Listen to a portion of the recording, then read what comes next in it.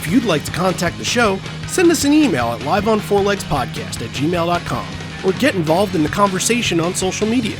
Join the Pearl Jam Podcast community group on Facebook or follow us on Twitter at liveonfourlegspod. Everybody loves our town. We hope we've been good ambassadors for this town, and as we've traveled around.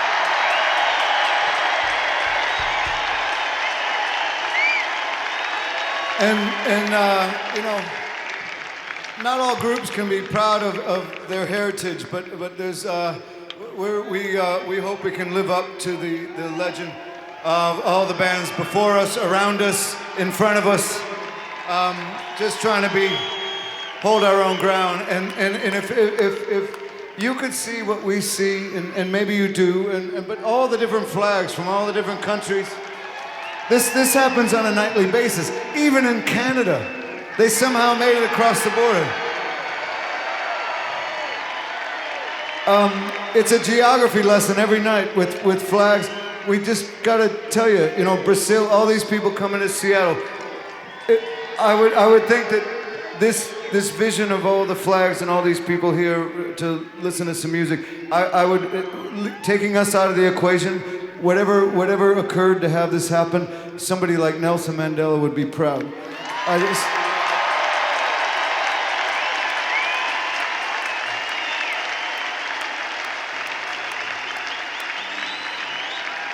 And speaking of Nelson Mandela, it's a rare, he was a huge Mudhoney fan. And away we go. You're listening to Live on Four Legs, the live Pearl Jam podcast experience, featuring Mr. Stone Gossard.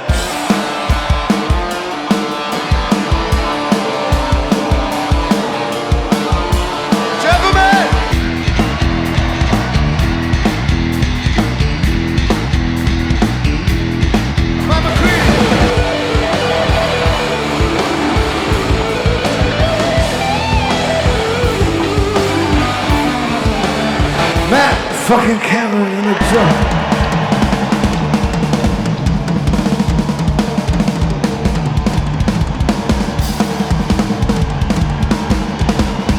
Mr. Boom Gasper.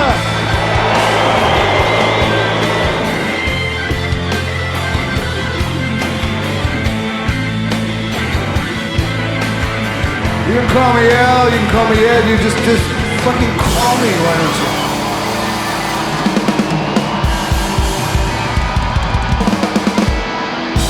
Hey everybody now, welcome to Live on Four Legs, a definitive live Pearl Jam podcast, and today we're covering the show from Seattle 2013. It's very long. It's 36 songs long. That's why I'm gonna cut the intro short today. Usually I go a bit longer on the intro. However, today we got more important things to talk about, so I'm gonna get right to the chase. Randy Sobel over here, John Farrar over there. Hello. Quite the intro there. Yeah, I know. I'm really setting the table with all the interesting factoids and going on and on and on. Ed will talk enough for the both of us at this show. Sure. However, I want to address just 2013 in general, because you got to do 2013 shows with a couple of guests when I was away. Yep. And I happen to really like 2013 tour.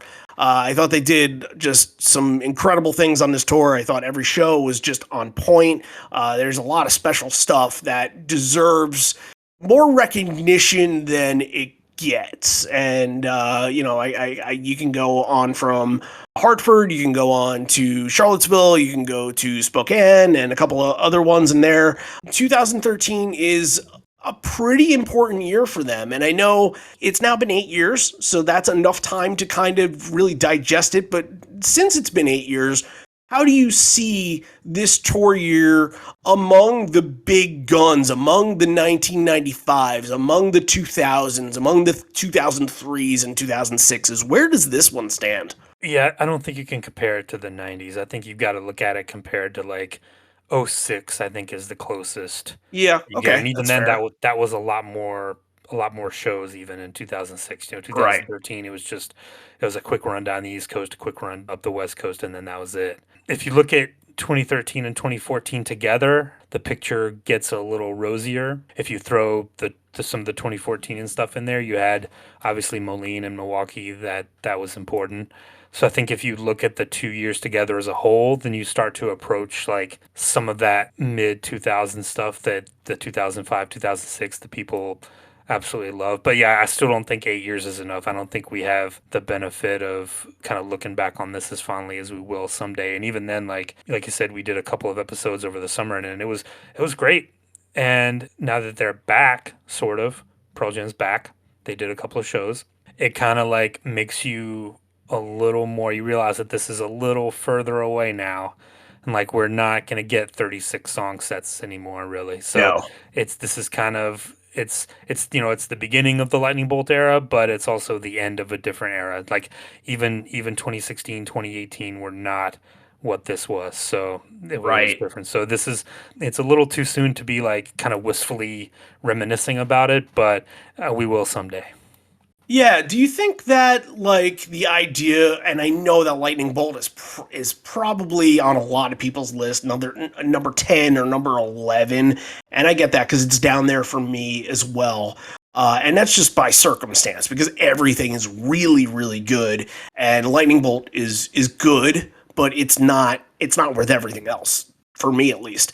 But do you think that there's going to be a point where a lot of these songs, like maybe a Pendulum, maybe a Let the Records Play, maybe even a Swallowed Whole that really doesn't get a lot of credit, maybe people will be opining for these songs and be like, where are these? Why are we not hearing them? If they're bringing back binaural and riot act stuff, why can't they bring back these songs? That's a discussion we'll get into a little bit later. But do you think that there's going to be a little bit of nostalgia for these songs at some point? I personally don't think so because maybe for a song like Pendulum, but with all the Gigaton songs hitting on fire the last couple weeks when they played, I think everybody's not looking back. I think they're looking forward, which is kind of it's unique for Pearl Jam. I think a lot of the times, especially in 2013, that's why it's so unique because they did pay homage to a lot of those other tour years and a lot of those other albums. But I think we're looking ahead now. I think this is different. Well, look, I mean, they didn't play any Lightning Bolt songs Nothing. at the 4 shows they played last month, and you haven't heard anything about it. Like you and I mentioned it, and it was like, oh wow, like nothing. And yeah, I don't see it happening. I don't.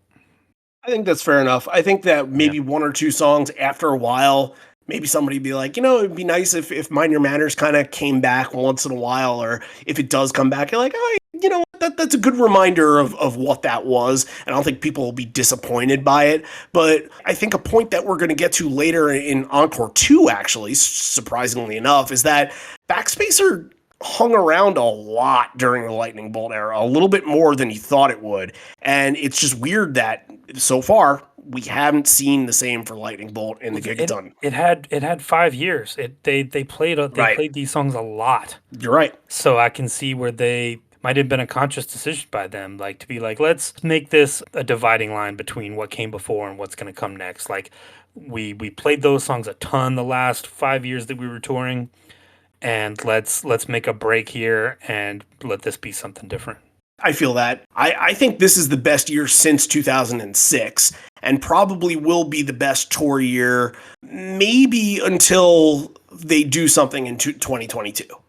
Maybe. And 2016 was good. Don't get me wrong. 2016 was very good, but I don't know if it was like this. 2016 was still sort of lingering in what this territory was. Yeah, So and the people at home are screaming, going, Philadelphia, Greenville, blah blah, blah, they're all Toronto. But amazing. you got to take those out And of it. Those Wrigley's. those are one off things. If you Right. take those out of it, then it's a different conversation. Right. And I'm thinking like set lists and I'm thinking, more along the lines of like performance and just everything down the line. And look, that's an argument. If you want to argue that with us, that's fine. I'm open to interpretations. I'm open to all opinions on that. Please, on the social media or email liveonfourlegspodcast@gmail.com. It feels like for a podcast that does tens of thousands of episodes, we don't get enough emails. So please, I recommend you send us something. We love mail. We'll write back. We will. Probably quickly. But no, I think part of it too is 2022. These shows that we're hopefully going to get when they come back next year, they were almost 10 years younger at this point than they will be next year. That makes a Right. difference. Like the age catches up with everyone, and it's catching up Right. to Pearl Jam. And this was a time when they were younger than they are now, and that makes In a their difference. 40s. They will not They're be in their that age 40s again. then. Nope. I mean, Jeff is close to pushing 60. Yep. So that's a scary thought.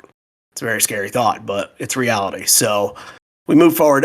This is part of the hometown series that we've been doing all year, and we have a couple more episodes. We're in November now, and that means obviously 1 month to go. But we're gonna do a couple things in December. We'll obviously we have one of the home shows that we haven't done yet. We did night 2 of the home show a couple years ago, but night 1 we'll get to, and then we'll get to something else. If you can figure it out, you can figure it out. But if not, then it'll be a surprise, I suppose. But this was actually on our radar before we even decided to do the hometown series, and that's because it was a Patreon request from our patron Drew Vipond. So thank you, Drew. This was a very good request. This is a good show to do, and anytime that people request a show like this that has some big moments, and this was a home run kind of show to request in a way, because that, okay, you definitely have good things to talk about. We have good banter that we'll put together. Every show is going to be different, but he knew what he was doing here, and he has a good story. So I'm going to tell his story now, and let's just get to it. So this is just my 3rd time seeing Pearl Jam live, but the first time going alone. I had skipped my now ex-girlfriend birthday. We can see why she's now an ex.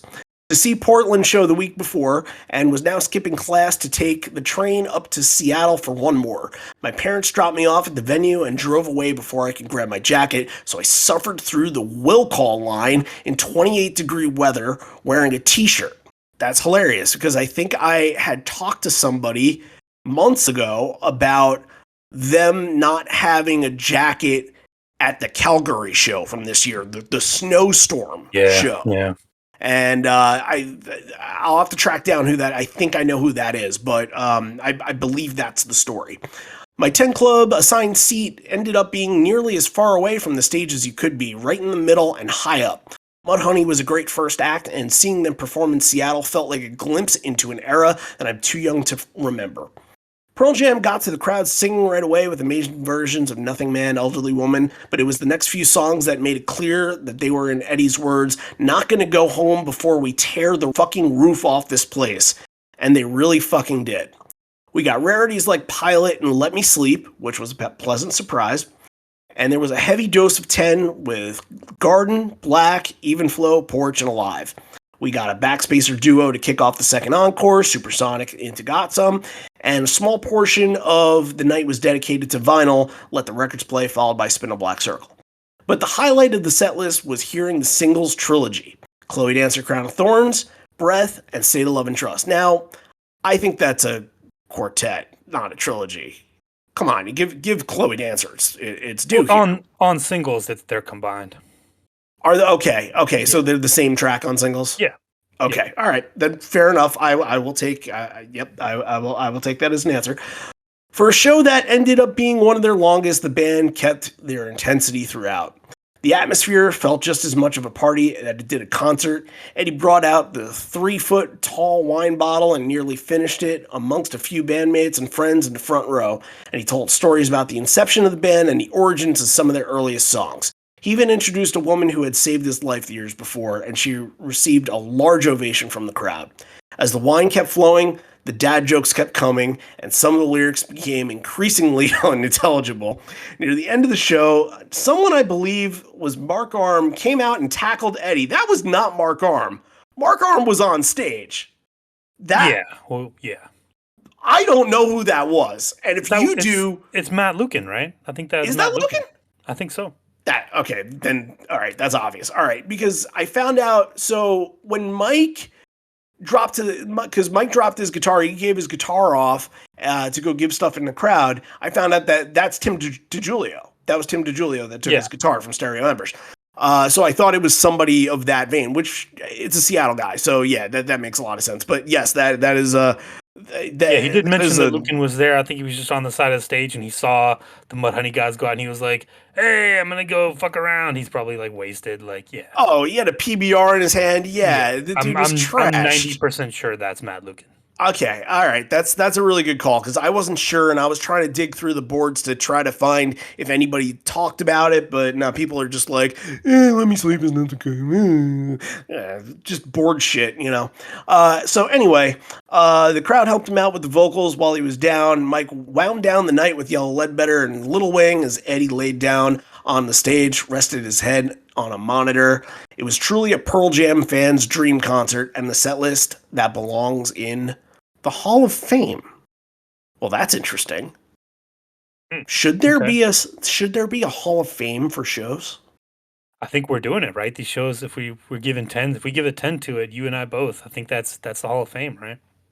That's an interesting call. That's a really interesting call. So now we might have to create something like that on liveonfourlegs.com then that Maybe. commemorates these shows Maybe. because it can't just be like, okay, you listen to the episode and understand that it's a 10. Like maybe that's now the ideas are flowing here, like visible Hall of Fames and stuff like that. Like where's there a Cooperstown in Atlanta, Georgia, you know? Yeah. Yeah. I mean, it could be right outside. It could be in Bellevue, Washington, for all we care. But you know, anyway, thank you, Drew, for the story. You told basically the story of the show. Thanks, Drew. That's great. Now we don't have to talk about it for 2 Wrap to it up. 3 hours. Yep. So thank you everybody for joining us on Live on Four Legs. Next week we will have an episode from. Just kidding. Let's get into Pendulum.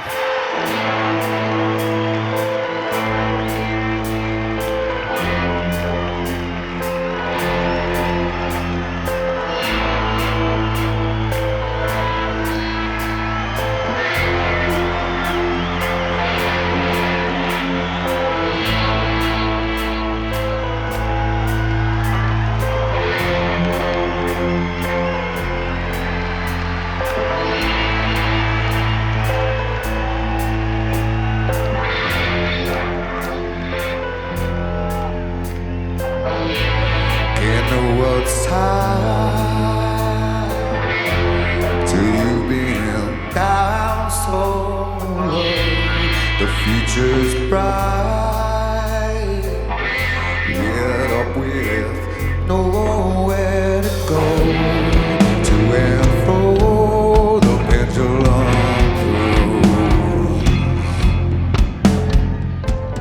through. So the intro for Pendulum rolls for a few extra measures here. Ed tipping his wine bottle off to the crowd, and it kind of, you know, I just want to give Pendulum the very early song appreciation for the day because this here and just sort of the roar from the crowd that you kind of get to, this felt like the crowd was appreciative of the appearance of Pendulum because I think at first maybe it was kind of different for people and they didn't digest it the same way they would have maybe another song.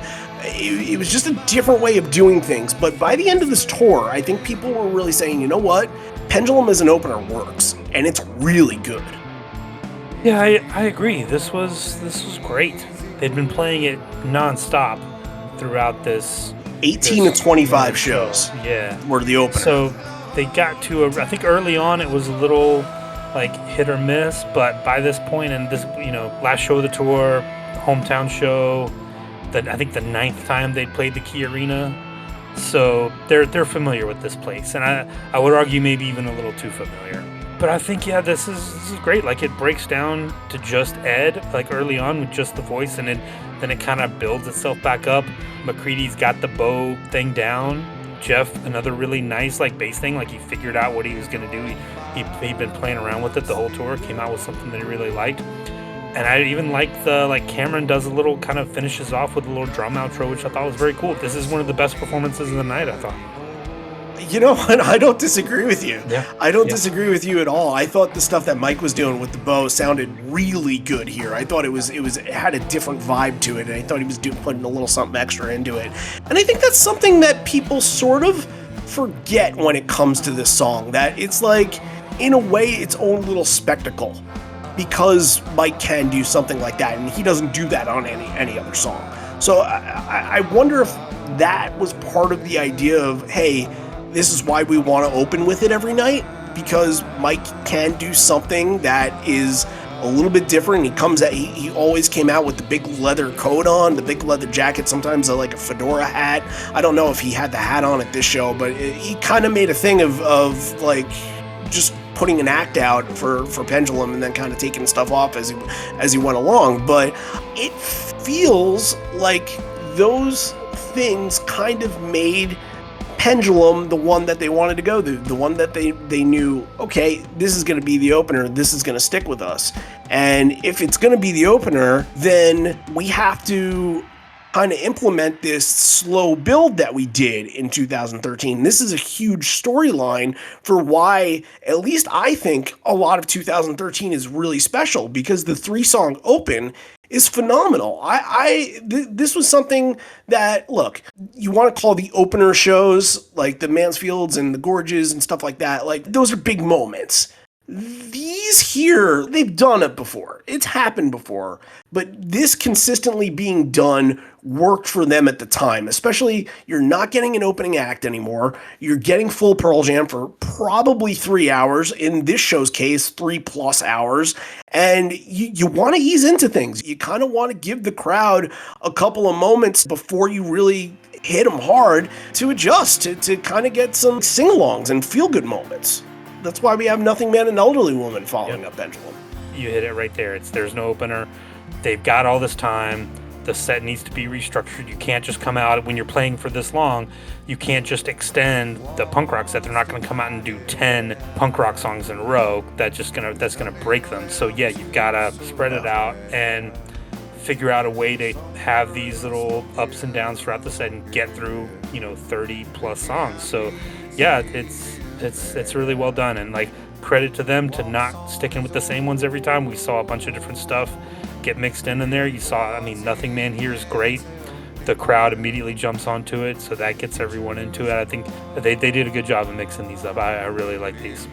Feels like Nothing Man's identity, and to kind of introduce you into what the show is, I think it belongs as the number 2 or number 3, and that's where it works right here. Yeah. And, you know what? Interesting. I don't have too much on the performances. I thought they were very good. I thought Ed was strong on Nothing Man, but very interesting. Jeff remains on the upright bass for Elderly Woman. So I don't know how often that happens. Yeah, that was cool. I noticed that as well. And there's a lyric change too. He says, "I just want to scream at home." I'm home. Yep. Yep. Very cool. If you have it out there for Nothing Man, why make the change? Yeah. They're gonna go into the, like you said, the punk rock, the heavy kind of stuff right afterwards. So why bother with it? And it sounds good. That's fine. Interstellar Overdrive intro into Corduroy. That's gonna follow up with, well, the combo from this era, Lightning Bolt and Mind Your Manners, which I think worked at the time, and listening to it and listening to all these shows whenever we do this era, it's kind of like, okay, they used it enough. It's been done to death, but it's fine. But this whole section here, like, this feels like a pretty prototypical 2013 spot. What impressed you the most from this? Yeah, sorry. This is where this set starts to bore me a little bit. I like Interstellar Overdrive, but this Corduroy, I think in 2013 Corduroy is not my favorite because they're just playing it too fast. Like you said, it loses all its power. It started to bore me a little bit, started to feel a little stale. And I think it did to them as well, and that's why you've seen it kind of reworked in the last few years. I think they kind of realized, like, this is just starting to sound the same every time. Like, and Ed and Jeff at the end have a pretty cool moment, and it still is Corduroy. It still is one of their best songs. By no means is it ever going to be like filler, but I just felt like it just didn't have the oomph, and I'm glad. Listening to this, it kind of hit me like I'm glad they reworked it. And I know a lot of people don't like that new version, but if they were just going to keep playing like this, it was never going to be anything special. So I totally get why they redid it. For Lightning Bolt, it sounded a lot like Cheap Trick. I've been doing a lot of those 2014 reviews. We just did the Crocodile Cafe thing where we talked about Cheap Trick, Patreon. that really hit me as a kind of a Cheap Trick song. So this didn't really do anything for me, which is weird. Yeah, that's hey, look, I think it's pretty common, and I think if anything, it reached exactly what the bar of Corduroy Lightning Bolt Minor Manners does, and you get your moments. Ed, that was when he said in the beginning of Lightning Bolt, like, we're not going home until we tear the roof off this place, and you get the big towards the Great Northwest line, and Matt has a good moment at the end of Lightning Bolt 2. It sounded good. Minor Manners has a little bit of good call and response, but it's common. It's common. But you know what? This is going to be a show that has a lot of uncommon stuff, so you kind of need to hit them with some familiar things. And hell, this is the first time they're playing at home since 2009, so Right. Give them the new stuff. Give them the stuff that they haven't had a chance to hear yet. So, fine. But I don't know if I'd call it boring, but I'd definitely say it's hitting the averages. And like you said, Corduroy has been played 578 times. Of course they need to change it up. Like, you would be an idiot to think that they would just keep doing the same thing over and over and over and over again. Maybe another band would. They would not. So, before giving a fly, Ed says that this is kind of like a Seahawks game right here, with just kind of alluding to all the crowd noise and the people going wild and all that stuff. But good evening, Seattle. It's good to be back home. We don't have to travel anywhere, so we can give it all we got tonight. And he talks about the weather on the tour and how basically every spot they went to, aside from Wrigley, was perfect weather, perfect atmosphere, and the way that they woke up that day, it was perfect out. So everything kind of hit right and felt right. And a lot of these shows, aside from maybe, I know there's some things about the Baltimore show, and people say like that Jeff was in a really pissy mood at the Baltimore show. I haven't really dug into that one too much, but aside from maybe that, they were in really good moods at this tour, from what I have picked up from these shows. Yeah, So it almost is like like I said, they were a little too comfortable. Like everything's a yeah. little too relaxed. It's almost like they need some tension, and they need something to go wrong to create a little angst and a little light a fire under them a little bit. Although it doesn't happen, nothing goes wrong. But and Nope. maybe that's where stuff like Moline and Milwaukee kind of come in. Like, okay, this feels a little repetitive. What can we Maybe. do to shake things up? Maybe.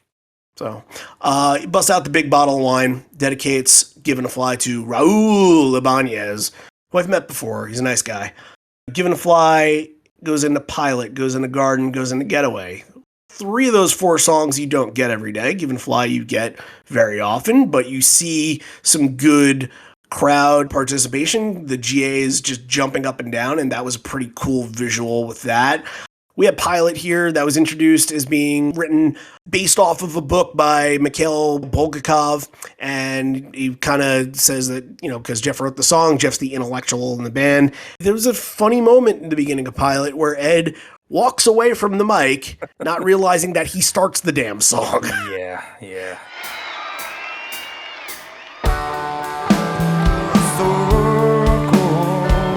Can I get it right? Let me just get it right.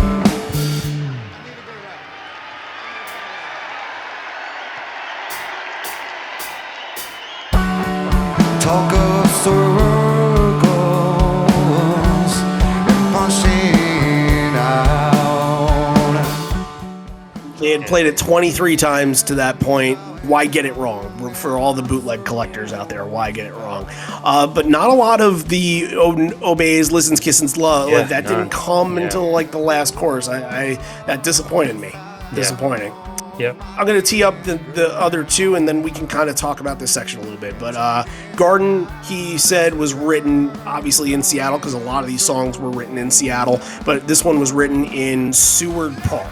So get a little bit of backstory here, a little bit of backstory on some of these. And all right, so I mean, this section is kind of it's big song by deep cut to old deep cut, 10 deep cut to brand new song that hasn't really been busted out a lot. So what's your take? What's the key takeaway from all this? The weird thing is going from Garden into Getaway, because you're going from this super heavy song to like this kind of pop rock song. It was just a weird transition there. And Pearl Jam can do weird transitions. They can do that very well. But this one, like, I felt maybe you flip them and it hits a little harder, but it just felt like Garden lost a lot of its power by following it up with Getaway, because Getaway here again just didn't have any teeth to it, I thought. Yeah, I think, look, it's only the 6 out of 16 times that they were being played. And they were probably, because it was the last night of the tour, they were trying to say, you know what? We want to get this. Where do we get this? Okay, throw it in before Even Flow, and maybe it gets kind of a moment here. I just, it's probably the biggest disappointment off the record that this wasn't a better live song. I very seldom go back to the studio recording of this, because I love the studio recording of this. And I just listened to it, and I'm like, how they couldn't pull it off. I have no idea why they couldn't pull it off, but it just, nothing in the chemistry that they can come up with that made the song good off the record. It just didn't happen. Some songs, maybe you can say that the opposite. Maybe you can say on the record, it was just kind of, okay, it's all right. A lot of songs you can say that for, yeah. I think there's some of Gigaton you could say that about. Maybe more than most, but probably. You know, it was probably the biggest disappointment of this tour. That's a hot take, but probably not much of a hot take. Yeah, see that. Moving on, because we got a lot of songs here. Even Flow, Sirens, Magic Mike playing behind the back when the solo kicks in, running around to the front of the stage, feeling the crowd energy and getting the feedback from the amps. It's, of course, a big moment song, and kind of bouncing the hits around, too, like Corduroy, couple new ones, Given a Fly, couple rare ones, Even Flow, and gonna kind of do this a little bit for the next couple. So that's interesting way to spread them out a little bit. Sirens, I think, look, Ed talks a lot before Sirens, and I guess address it because he mistakes Matt for Mudhoney's Dan Peters. I don't know why, but he's like, oh no, Matt plays for Soundgarden, not Mudhoney. I think he was just trolling. He was just okay. I wasn't sure. He was trying to give Dan Peters a shout out, I think. That's okay. That's fair enough. But then he goes on about the inspiration to writing Even Flow, and I think that the next Seattle show that we do, we'll talk about that a lot more. I don't want to harp on that here because I think that the next one will be the moment for it. But I think it is important that they're talking about homeless youth. We'd never heard this story before. At this point? Yeah. Had we not? I don't think so. Well, okay, then that's interesting. But I think that I don't want to repeat stories here. I think it's more important for the next show. Yeah, we get a little more exposition at the next one. Right, but I think it is interesting, and it just kind of attributes to what the band has always done in Seattle and always fighting for trying to help homeless youth and Homeless Youth Center, which is the Orion Center. And this is an interesting prelude to what the home shows would become, which would be a massive fundraiser for homeless youth in Seattle. So hats off to them. That's phenomenal. It's obvious that back then they wanted to do something like that, and then 5 years later they were able to achieve that. That's remarkable. But they were also doing something. He mentions Macklemore, and I think a lot of people think this is funny. I don't really know Macklemore. I can't say I care that much, but his banter about like Macklemore, dance music, right? It's like dance music. It's a little hip hop. It's a little It's just it is. I suppose. But they had a little competition going. Like I didn't go back and look to see who won, but nope. Probably Macklemore. Yeah, but the Orion Center ends up winning anyway. So good. Of course, that's all that matters. And apparently, he got 3 nights at the Key Arena instead of them. And it sounded like Ed was kind of mad about it at first, but he kept saying like "fuck Macklemore." Everybody say "fuck Macklemore," and the more he thinks about it, the madder he gets. Yeah, of course, but I think they're buddies, and he gave out Macklemore's phone number at Voodoo Fest too. That's so right. they know each other at this point. Sirens following Even Flow, you get the outro on Sirens, which I don't know if they were doing yet. Did they do it at other 2013? I just don't know the answer to that because I know 2014 it was consistent, but 2013 I'm unsure. I don't think this was the first time. I think they had started doing it as they went on, especially on the West Coast leg. I think because there was a little break there, and I think it's one of the things that started popping up a little more on the West Coast leg, if I remember correctly. That makes a lot of sense. And there's a lot of those West Coast shows that I either have listened to, like a San Diego or a Phoenix, and just have kind of forgotten about or haven't heard at all. So, look, I wrote in my notes because I was taking notes from the couch with this show, 3 hour show that I had to get done in a day or so. I wrote for In My Tree, just let John talk and I'll listen. You know what? This is my favorite Pearl Jam song. Yeah. And this one did not do it for me. Again, really? Okay. It's good, but it didn't hit on those moments when the song is supposed to hit. It just felt like they were just a little off on it. It didn't pacing themselves. Maybe it didn't feel like they were fully in it. And yeah, just this one, it was missing something, I thought, for whatever reason. Well, the energy after Sirens, like the energy just isn't there for an up, and In My Tree kind of needs to follow something. If it followed Evolution, I think that would have a little bit more juice to it. Following Sirens, you're kind of like, you need to build into Evolution, so it's kind of you can't really. I think it does best when it follows like a really fast song, and you kind of like it carries some of that momentum. Yeah, I can see that. Around the Backspace era, it was getting like tossed in the third, the fourth song, and like coming after Last Exit and stuff like that. So yeah, I get that. Yeah, I think I'm with you on that. But okay, that is an honest opinion, and one that I admire, that you, even with your favorite song, just kind of say it was not up to snuff for the day. Yeah, and I think, again, and it's nothing against the show. I mean, I probably come off like I'm, bad-mouthing a lot of songs. It's fine. It's good. It's just, I think that they were in a weird mood at this show. Not weird bad, but just because it's the last show of the tour. They're ready to be done.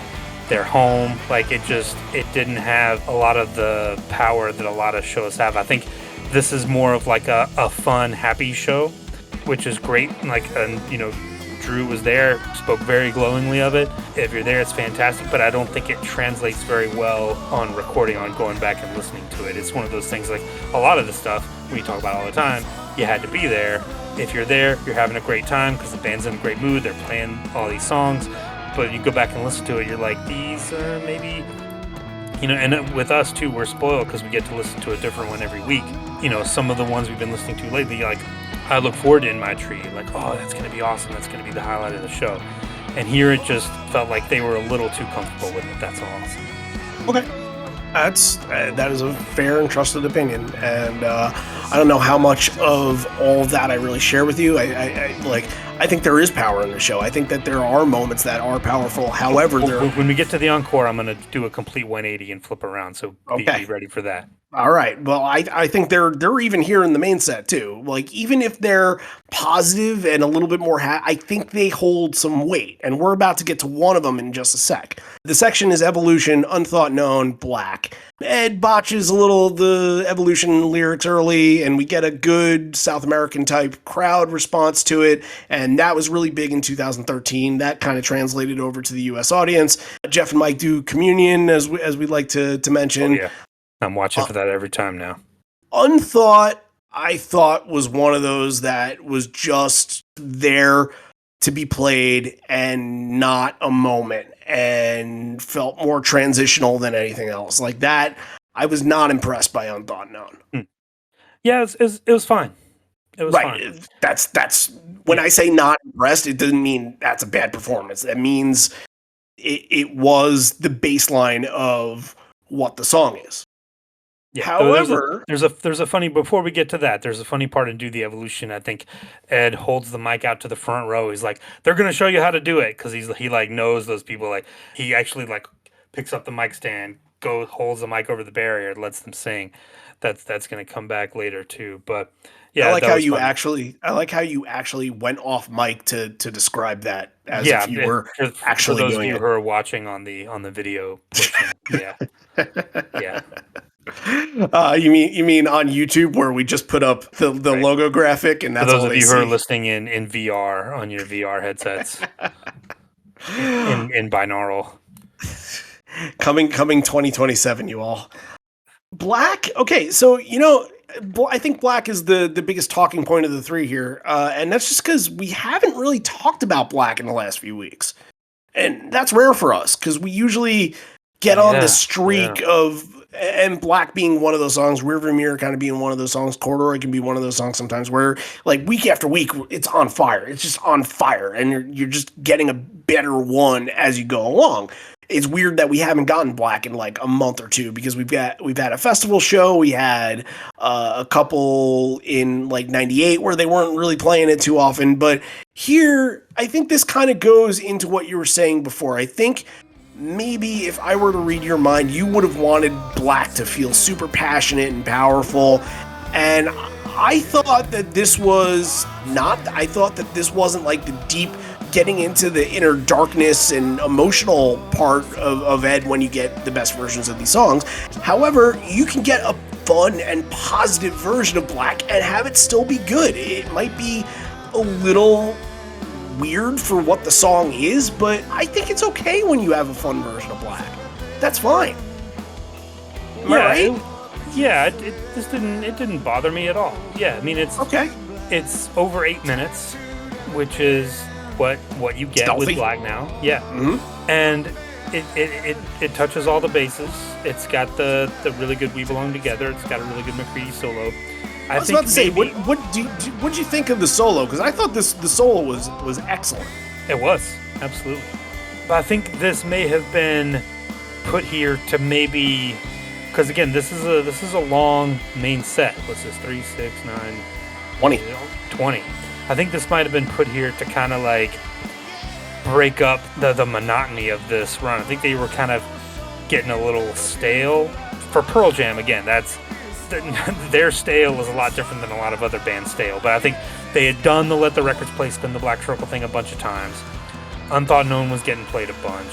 And I think Black was put here to kind of like, let's try to throw ourselves off a little bit and see if this works. Because Black wasn't being played in the main set a lot. This is weird a little bit. This is going back to a bygone era for them to throw in a Black here. And I think it works. It gets a big, like, it's unexpected from the crowd. You know, that this crowd has probably gone to see a bunch of shows and they're used to hearing Black in Encore 2, where it had kind of cemented its little spot and it carved out its little place, and that's where it's at.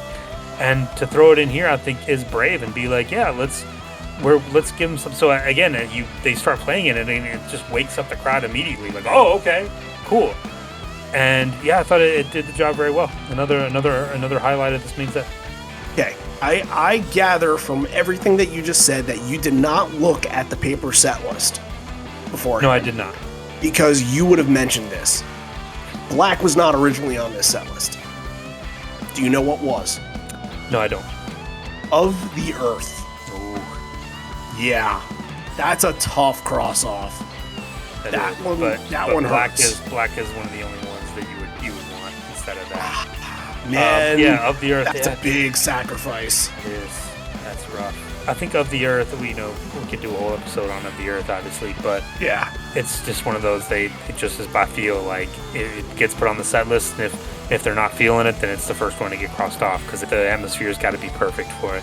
Right. You kind of have to know, is this a crowd that's going to know this? Is this a crowd that's going to appreciate this? Yeah. Well, I don't think that Seattle crowd, I don't think they would have had a problem with it at all. This might have been more of a greatest hits crowd. Yeah, I think even, we're going to get to that with Better Man, where Ed has to kind of light a fire under them a little bit. Like, you guys awake? Are we good here? So this is more of like and no offense, that's just the way some crowds are. And you play in your hometown, and like the people come, they want to have fun, but like it's just a different thing. And that's one thing that we've learned doing all these Seattle shows is like it's just different when you play at home, and a lot of bands deal with that. You have to kind of find a way to break those shows up and kind of break your crowd up and like throw a little wrench into things sometimes. Do you think it might, like, I don't know, is it because it's the last night of the tour? I think there's a lot of, probably more often than not, there are more people that are following them that probably did Vancouver, maybe did Portland a couple days before that. But do you think that it's because the people that are following are just like, it's December, it's cold out, were Yeah. tired. They don't Like, play a lot of shows in December. We didn't talk about that, of course. Yeah. No. Yeah. And I don't think they had since 2002. Yeah. That's just And how off the many top of my how many head. times do they say like, "Oh, it's the next to last show that's the best. That's the one you want to go to." Right. But however, I don't really know much about the Vancouver show. Yeah. So, that's kind of speaking of that. But all right, let's move forward because as you mentioned, Let the Records Play and Spin the Black Circle are the combo here, and that's been done enough times to where you kind of, you're right, you get the point. It's not wanted, but you kind of understand what they're going for. Ed's toasting Matt Vaughn of Easy Street Records. Of course, that you have to. When in Rome, that's the place that you want to give the credit to. I thought that Records Play was actually pretty good, and I don't usually think much of Let the Records Play. It's not like one of my songs, but it was perfectly fine. Stone sounded good.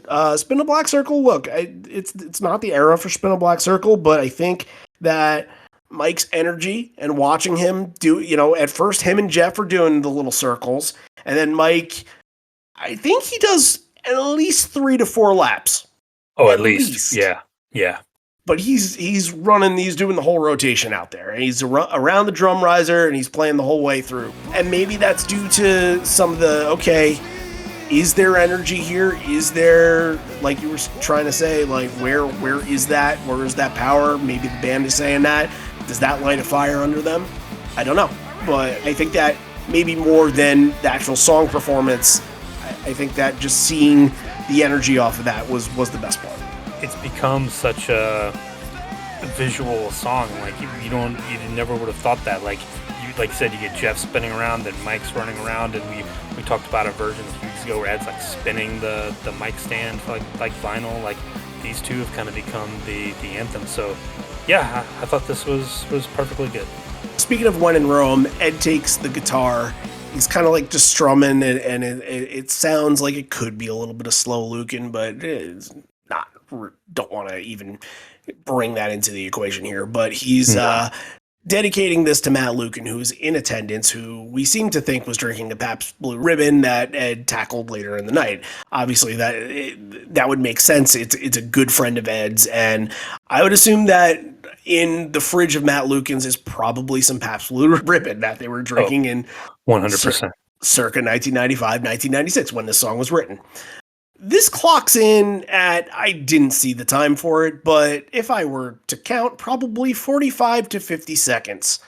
What are the lyrics?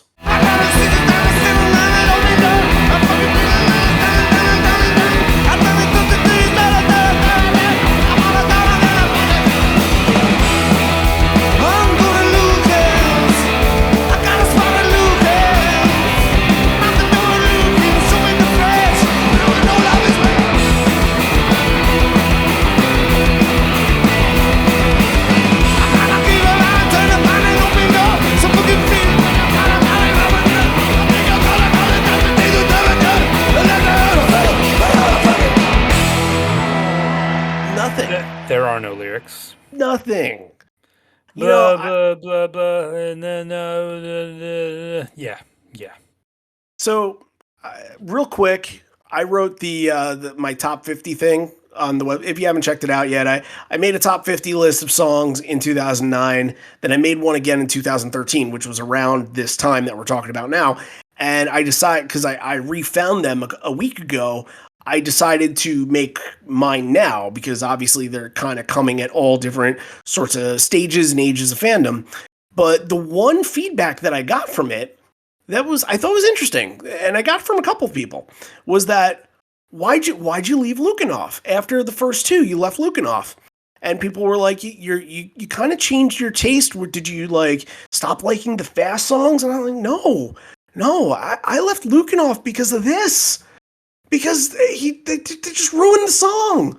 It's good, and I like when it gets intense, but it just, why even go through it? And all it is like a setlist collection spot. That's it. It doesn't have anything. And I guess to some people, like, that's the thrill of Lucan, to get kind of the I don't know, like the just Ed screaming for 45 seconds, but to me, I don't know. I would rather like Luke and be really intense, and no, I don't like it this way. I don't like to hear. Yeah, they're and Do then you? again they're just playing it too fast for him to sing. He just can't keep up. Right, right. And it's I mean, go back and listen to the studio version. It's not a breakneck thrash song. Like it's not a hardcore song. Like No, it's not mid tempo. It's fast, but it's not breakneck speed fast. And like this is just it's bordering on ridiculous. Yeah, I mean there's really good versions of Lucan where he can spit it out and get through it fast, but we haven't done this show I think yet, but there's one where he asks if anyone in the crowd knows the lyrics and brings up a guy to sing it and he gets through it for him. But yeah, again, this why play it if you're right. and it's just, I mean, People only see it as you being the showed hard. you showed Pilot the respect of like restarting the song because you wanted it to be right, and then here Right. you're, I don't know. Maybe it's because his relationship with Matt Lucan and like it just kind of is seen as sort of a joking manner. I don't know. I don't know, but Yeah, I think that you're right that it's not a hardcore song, but people kind of take it that way because it's only a minute long, yeah, and people yeah. seem to think that there's a great compilation if you'd like to go seek it out. It's called Short Music for Short People, and it's all songs that were written under a minute, and it's not all hardcore songs. It's just regular stuff. It just has just one verse and maybe a chorus and is over. But it's all really catchy, good punk stuff. But not this. So I just want to throw that out there. But ending your main set is Better Man, and I thought that this was a showstopper. Look, I think this is another visual one.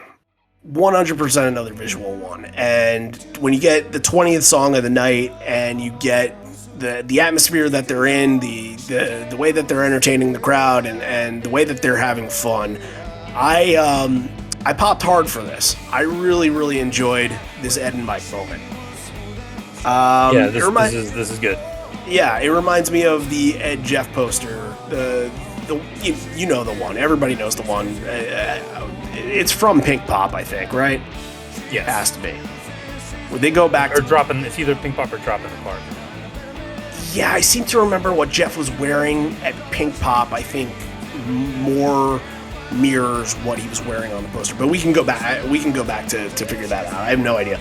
But they're doing the back-to-back thing. They started off by kind of just like staring each other down, kind of like two guys like going at it in a boxing match or something like that. Like, all right, what do you got? Show me what you got. And they play. They're playing. They're both strumming hard. They're both going at it, and then all of a sudden, both of them just lock up. They lock up. They're back to back, and they're intense. They're down on the floor. They're just. This goes on for what, like 40 seconds to a minute. This goes on for a while. It's really good. It's really fun to watch. They're down to their knees basically, and just feeling the energy of what Mike is just transpiring off his guitar there. And I think Ed is just like, okay, I can play that fast too. I invented the fast-paced pace. Have you heard my versions of Lucan? I play hardcore Lucan, damn it. This was fun. This was a lot of fun to watch, and I think that maybe I didn't notice any lack of energy from the crowd, but I think that this jolted the crowd a little bit more. I think that this was definitely a moment that put in a little bit extra into the crowd to say, okay, come out for the encore or firing a little bit more. And I think that's where it all happened. Yeah, I can see that. And this is a long one, too. I think it's pushing 10 minutes, if not over. That Ed and Mike moment is fantastic. And I think Better Man is one that it should be in that rotation with Porch and Rearview Mirror. Like, it should always be closing a set. Like, this is the way it was meant to be. And there's a funny moment, I think, too. Ed like goes kind of real deep on his voice to try to like throw the crowd off. That was funny. Kind of Elvis-y. Yeah. It's doing Elvis. It was good. And again, like this, they're just having fun. You can just tell. Like this is that kind of a show, and they're just having a blast, and yeah, just playing around with it. 20 songs that clocks in at an hour and 45 minutes. We ain't done. but we're pausing for station identification because we're at the encore. And guess what? We told you guys last week that now was the time to join Patreon, and boy, were we right. John, what happened? What did we do? What did we throw out there on Monday, just randomly? Just brand new series, right? No, we're not going to tee anybody up for this. We're just going to put out 2 new episodes, brand new series, and we're going to start something brand new that we're going to do for probably the next full calendar year. Television. It has come. We're covering all Pearl Jam's TV performances, late night performances, the late night series, live on 4 legs after dark, if you will. And it's going to be a lot of fun. Yeah, and there's a lot of good stuff, especially early on, because what we did was we released a Patreon. We released Saturday Night Live 1992, which features the live performance and the porch performance, which, of course, the porch performance is just, it is a gold standard there, and we talked about the coat hanger and No Bush 92. And then to you guys, you can actually go and listen to this right now. If you're not a patron, then you can decide if you like that maybe that kind of series is the kind of thing that you would like to listen to on a more consistent basis, because we're going to put these out every couple weeks or so. These are good things that are quick for us that we can get out there, and that's essentially what we wanted to do to sort of buy time in between Evolution episodes and other things, because they are easier to manage. You guys can listen to it right after you're done listening to this episode. VMAs, Jeremy, we covered that. I thought that was a really fun one to talk about, because the differences between their excitement for SNL and their just anger and bitterness of being on MTV, and the stories are completely different for the two of them. And this is going to be a really fun series. And after a while, it's going to be a lot of Letterman stuff, which is just, that's the territory. They did Letterman for like 4 or 5 albums. That's just what they did. But it doesn't make it any less incredible, interesting. And some of these versions of these songs that were played on TV, you can say is the unequivocal best version of the song. So that's why we want to do it, because what other opportunity do we have to cover this stuff? You know what I'm saying?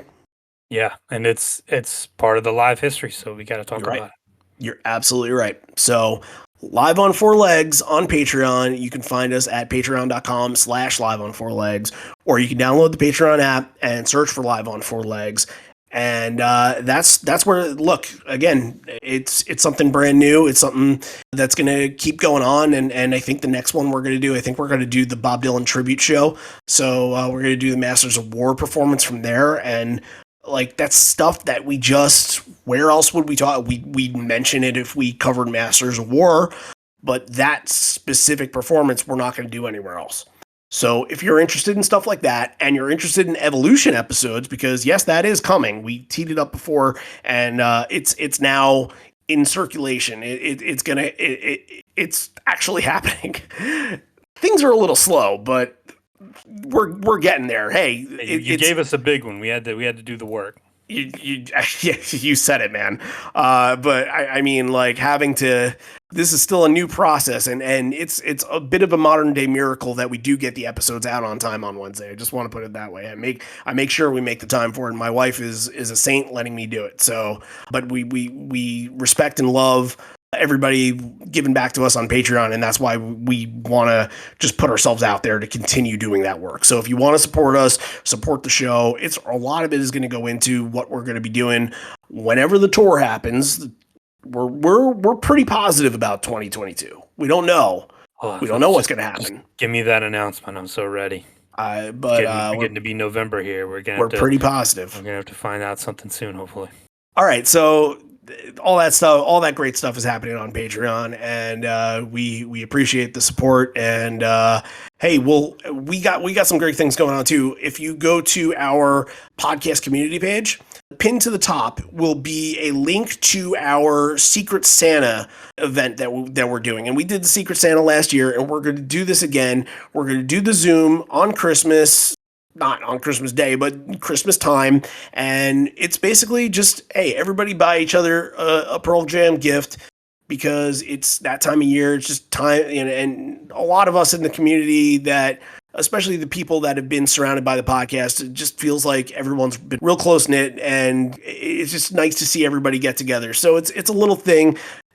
Last year was really cool. Like, people got each other really cool things. Javier, I believe, got a Mike McCready pick, and like, cool. It was just fun. It was fun to see everybody happy. And my goal in life, if I can't be happy, which I'm relatively happy, I like to make everybody else happy.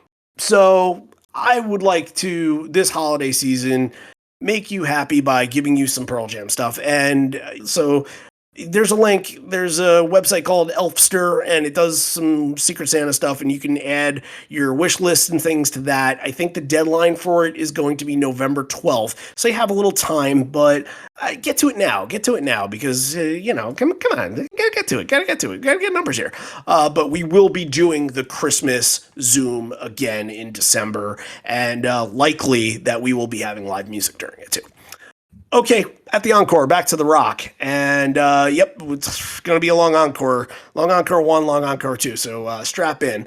Ed's coming out solo and gives another toast to Last Night at Home. Asks for the people in the back to wave, and they actually start the wave. And they got me a big wave, got me a big wave, got me a big wave. Everybody's doing a wave. I think pretty much anybody that's not in the arena at that moment hates the wave. Yeah, I was watching this and I was like, no, shut it down. No. Dumb. Yeah, not a fan. It's just bleh. Especially during baseball games. Fine. I think I did give a little shout out there. Big wave, big wave. You're right. That's kind of why I emphasized on it too. But he goes off to thank the crew and Mudhoney for opening. And so it would be really good if we had a basketball team. And it goes off about a couple other things. I don't want to get into everything, but the important things are the 1-year anniversary of the legalization of marijuana and the 1-year anniversary of the legalization of same-sex marriage. So crazy that 2 years later, same-sex marriage would be nationwide, and that's great. And then Ed commends Seattle on being a part of the right side of history, which, of course, Seattle is always ahead of the curve. The next one is for Lou Reed, and it's the last time that they would play this song live. Again, we always talk about the songs that feel like the staples of a certain tour year, and After Hours was always one that kind of came up in 2013 after Lou Reed had passed. If you close the door, the night could last forever.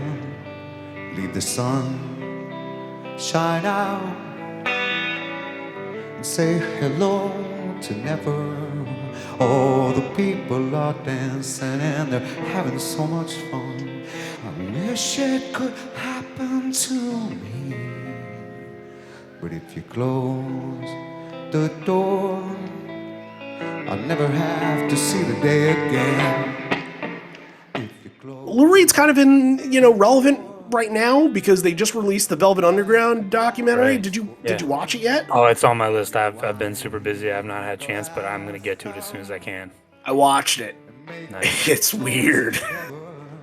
It's weird, but it's really good. I just want to see Jonathan Richman talk about the Velvet Underground.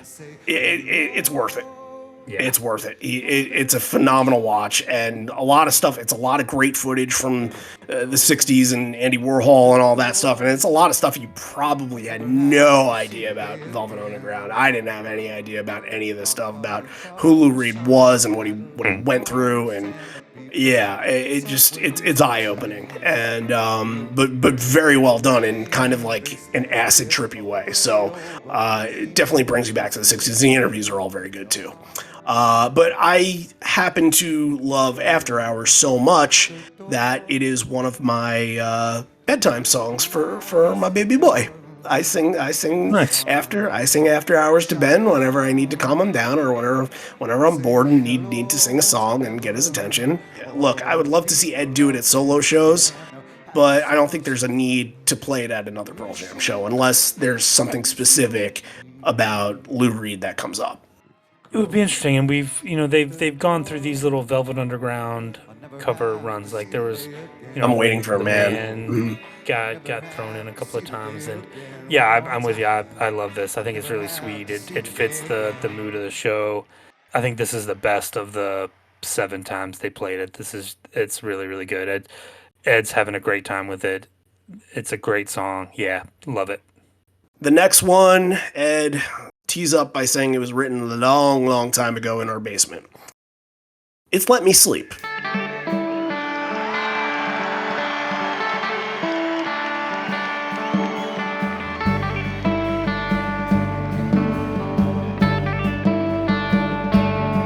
Cold wind blows at the soles of my feet.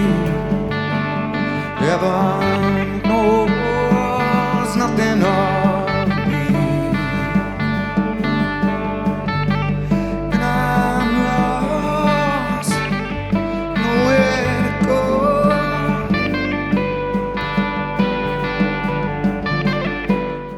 Now, you might be thinking to yourself, like, oh, okay, just Let Me Sleep. They played this, what, a month ago? You would be right. That's factually correct. They played it a little over a month ago. At this point, this had been the first time that they had played Let Me Sleep since Bridge School 1994, which at that point had been the only time they had played Let Me Sleep.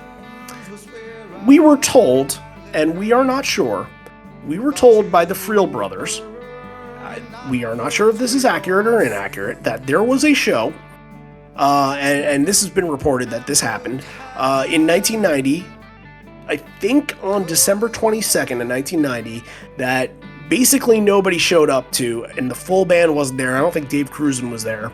And they basically just fucked around and played in front of like 10 people. And they said Eddie played the Christmas song. In their words, Eddie played the Christmas song. And I said, Let Me Sleep? He said, yep, that's the one.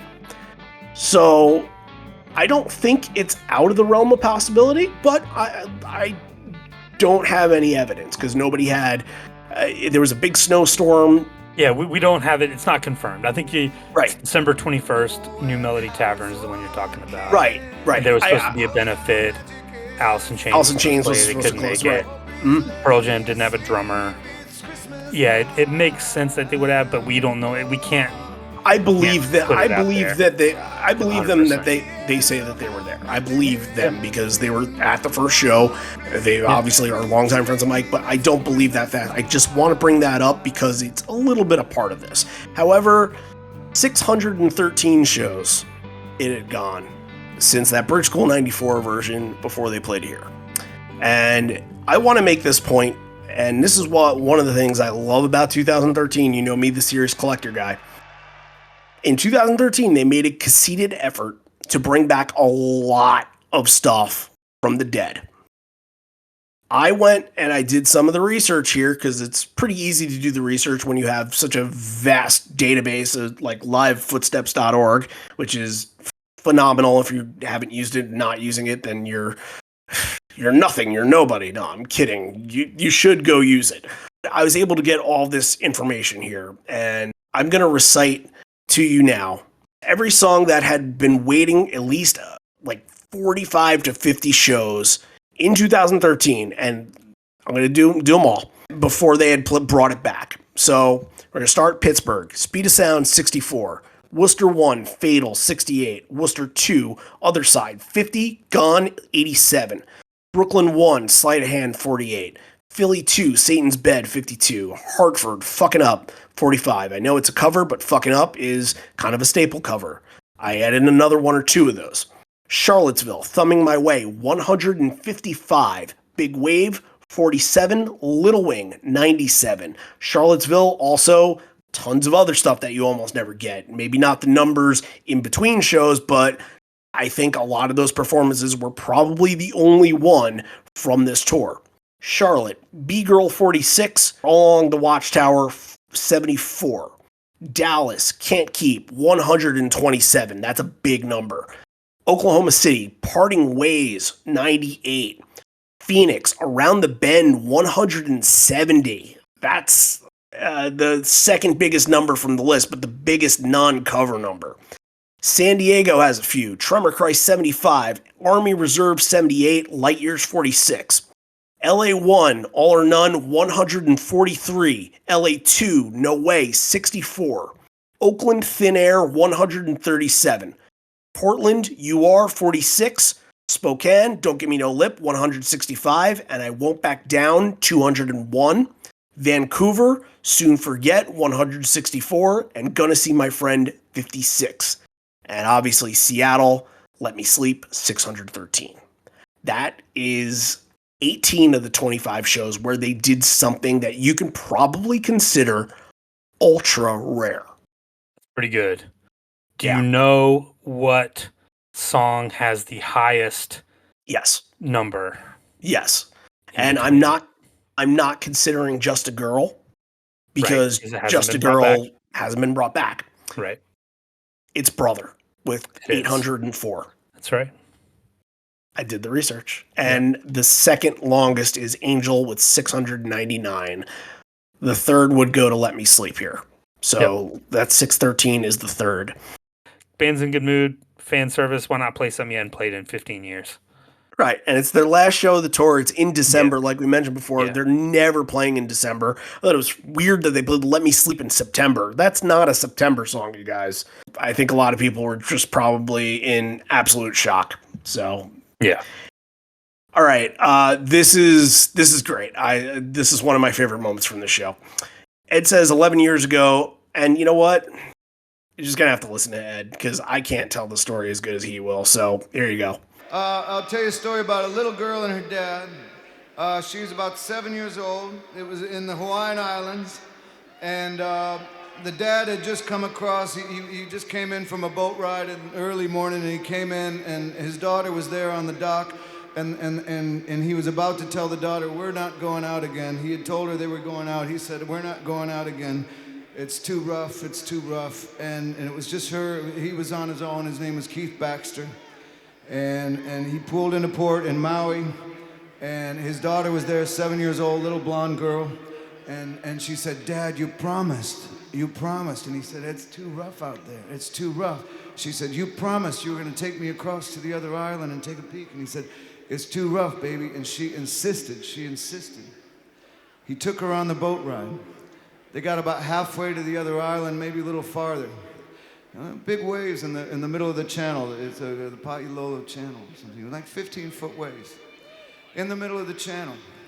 And this little girl, she was out there, and she somehow heard voices.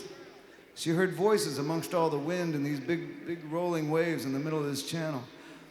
And then they stopped, turned the engines off to listen. And then they listened. And then they heard voices out there. And then they looked up and they saw a couple canoe paddles in the middle of this channel. There was 3 people in the middle of the channel drifting. They would have drowned if they wouldn't have found these people. Or a 70% chance they would have drowned. These people probably wouldn't have lived if it weren't for this little girl that heard this voice and made the dad stop and encouraged the dad. She saved these 3 people's lives.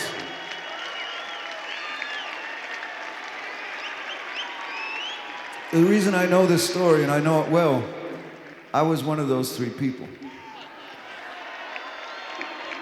And that little girl, who was 7 years old, I haven't met her since then, or I haven't seen her since then. Her name is Ashley Baxter, and she made it to Seattle for the show. I just want to introduce you to Ashley real quick and thank her.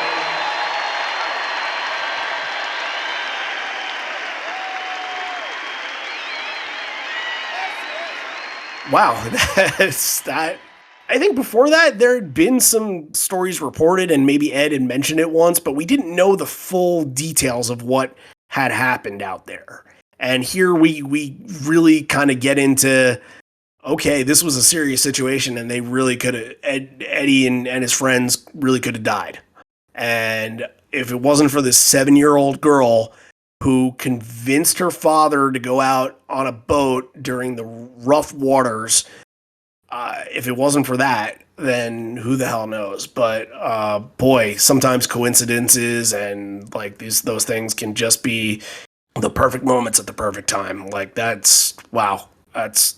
I really just loved hearing the story. Yeah, it's one of the best. It's just a fantastic moment, and that they're able to bring her out on stage, Hmm. all these years later. And yeah, it's touching. I mean, it kind of hits you like if you're not familiar with it or if you hadn't seen it in a long time. You like, and when he kind of like tells it where he's like, oh, and that person was me, and you're like, oh, this is very cool. It's funny if you do the math. He said she was 7, and it was 11 years ago. She comes on stage. Ed gives her the I big know, big right? boy wine bottle. Yeah, yeah. So It she's was out there not legal. Yeah, 18 years old swinging from big ass wine bottle. There's no hiding breaking that. the law. Yeah. However, she saved Eddie Vedder's life, man. Come on. Breaking the law, breaking the law. Yeah. Yeah, she Future earned it. No, Days, that's a great story.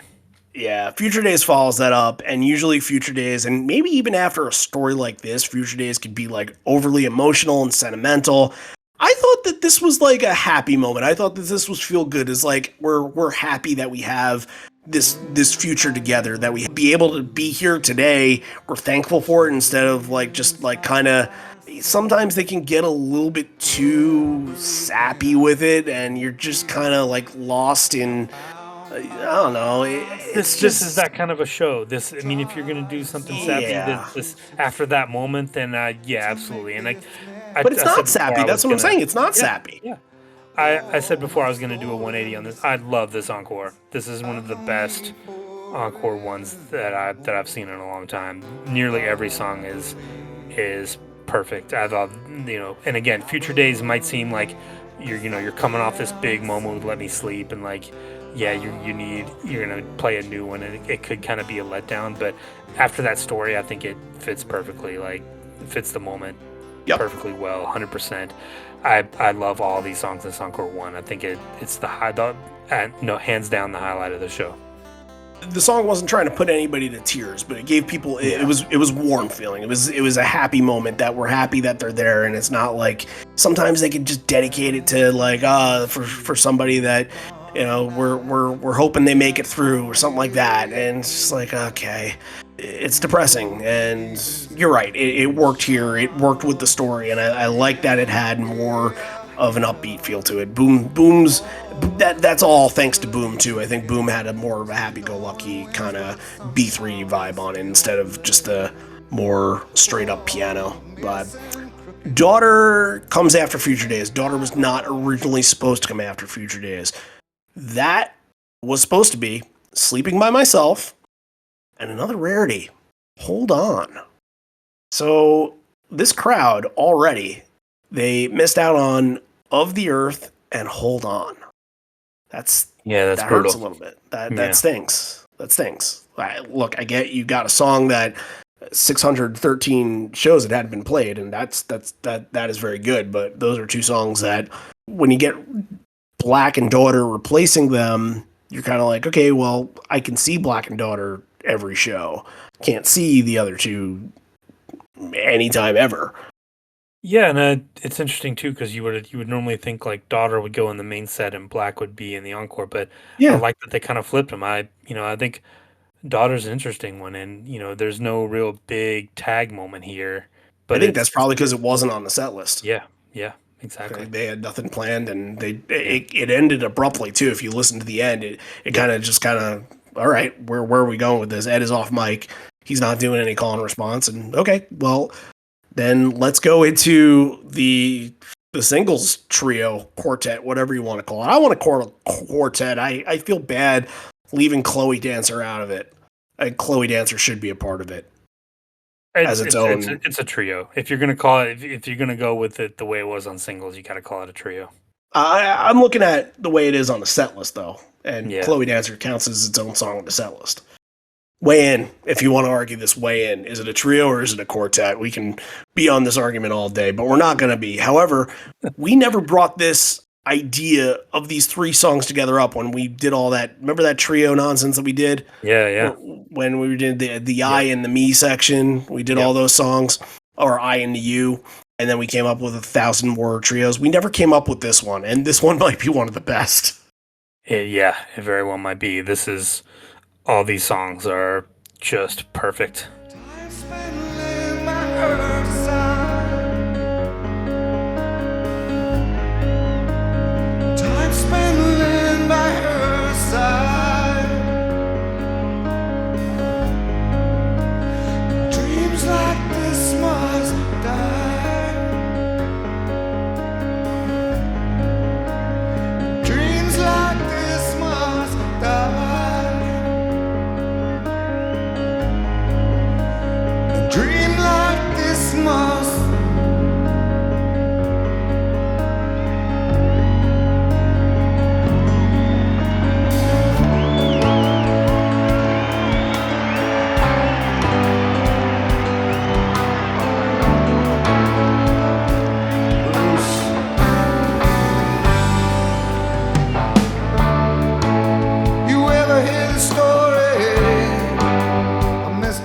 Crown of Thorns is being performed in Seattle for the first time since the 2000 Seattle shows. That was the second time they ever did it, coming, a week or so after the Vegas show.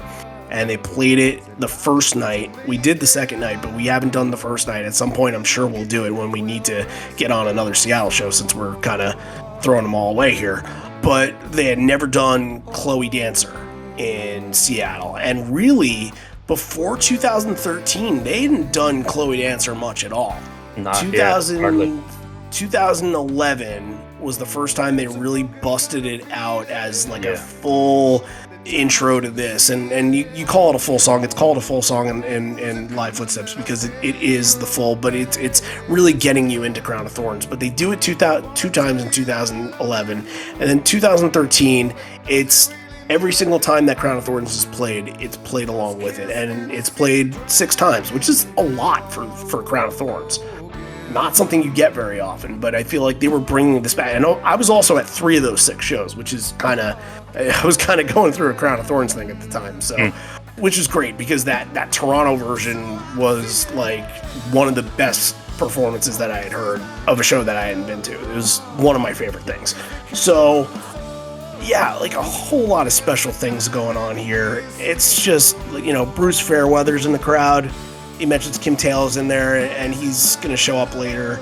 But it feels, at this point, like they're paying tribute to Seattle.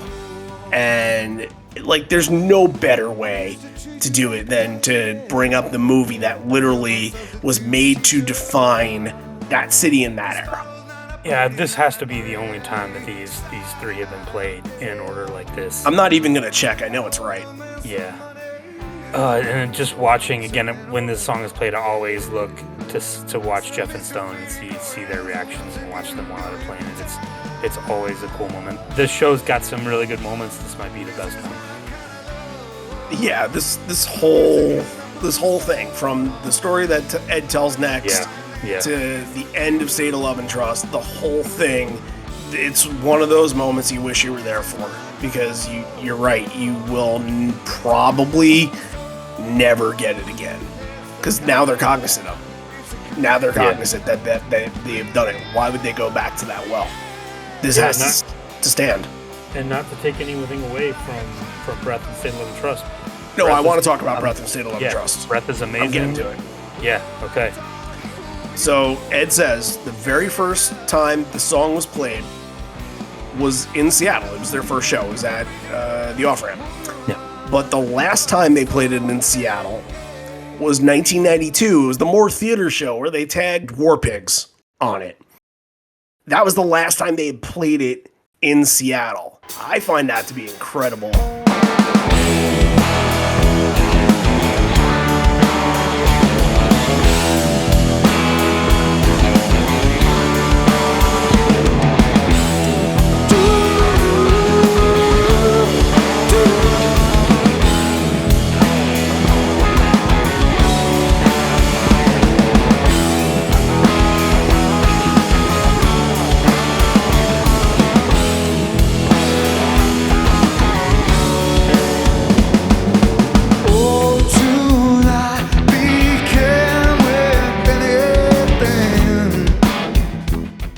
The shows that they had done. Think about the shows that we had covered. Yep.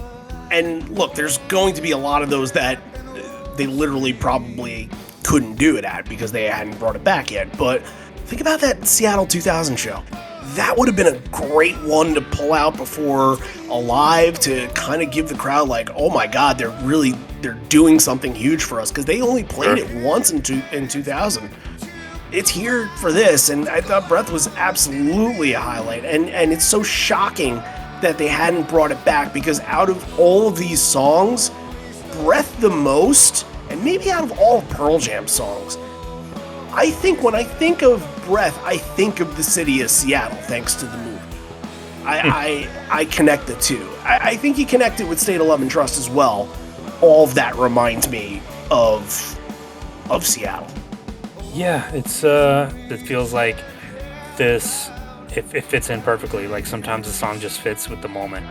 And Breath here it always seems to do that. This is just one of those special songs, and like it always has a special place for people, and it's always like obviously people know about the campaign and stuff, but this is still, God, 23 years later, and people are still like, the song's still special, and maybe because it's just on that soundtrack and people like revere that soundtrack, myself included, and it's like as soon as they kick into it, everyone kind of perks up and goes, oh, cool. And we've talked about there are not a lot of songs that can follow, Chloe and Crown.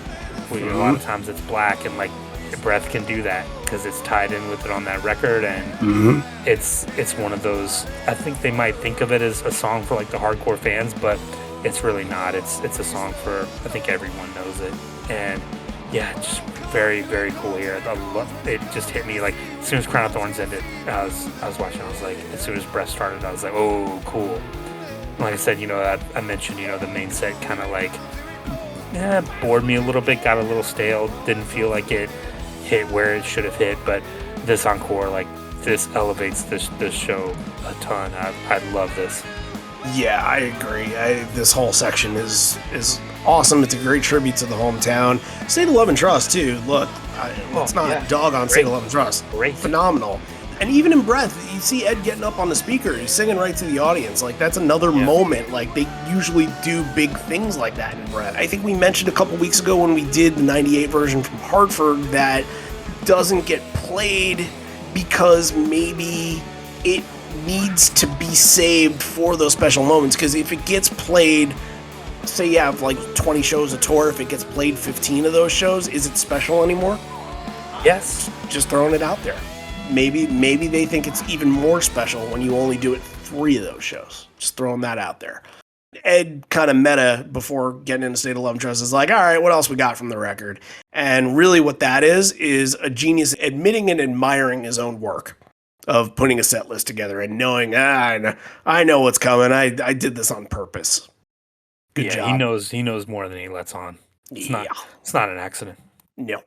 State of Love and Trust is highlighted by a bunch of horrible, ugly singers from the crowd. Okay, sorry, I didn't mean horrible, but ugly. No, I'm kidding. You're all wonderful people, and I'm sure you're not listening. But they get a chance to participate in American Idol Pearl Jam version, and they are not good. But they're having fun, and that's the most important part. They get a participation trophy for doing the job and getting to do something that almost nobody has ever gotten to do. Yeah. Good on them, but it was not on key. Porch ends this set. Oh boy. Porch in 2013, I feel like had kind of, in a way, a comeback, and it was pretty much played every single night. I can get the numbers on that right now. 24 shows, so 24 out of 25. Yeah. It was played at every show but one. I would care to say it's probably closed either the main set or encore every single time, because they made it a moment. All the orbs come down, and Jeff and Mike are they're going one-on-one. They're dueling with these orbs, and they're looking at each other the whole time like, yeah, let's get him. And they're joking with each other. While Stone on the other side is just cool as a cucumber, man. He is like, orb swings by, he's like, cool, man. Yeah, all right. What else you got? It doesn't give a shit. But Jeff and Mike are having a lot of fun with them and swinging and swatting at them and and all that. Even Boom's, did you get to see Boom got the SWAT one? Oh, cool. Yeah. Yeah. Boom got in on the action too. But Ed does his whole, leaves, comes back. Big wine bottle shows up again, and obviously you kind of got to numb yourself before doing something like this. An orb has dropped to his level, so now it's time to go up top. And he is on that thing, and he is swinging a little bit. He's got a little attachment. He's got a little, I wouldn't call it a harness, it's more of like a noose that he's holding on to.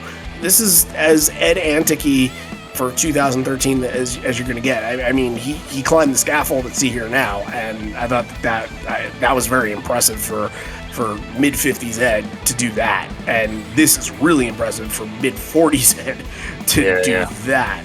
But Brooklyn, he did the same thing. I think he was doing I didn't go back and look, and I should have. I'm pretty sure he was doing a full-on Tarzan swing in Brooklyn.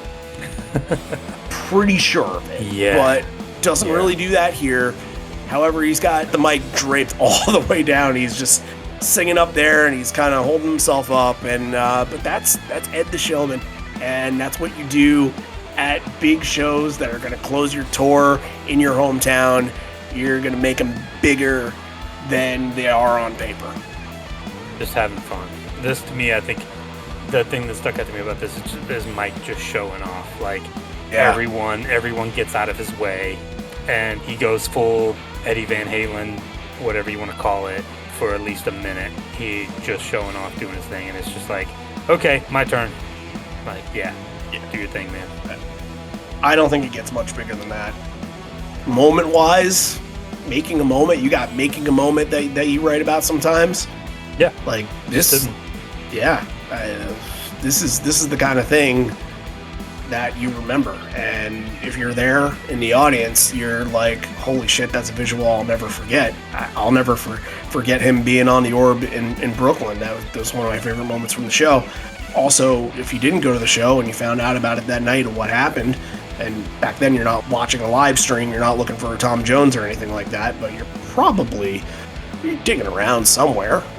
You definitely, you wish you were there.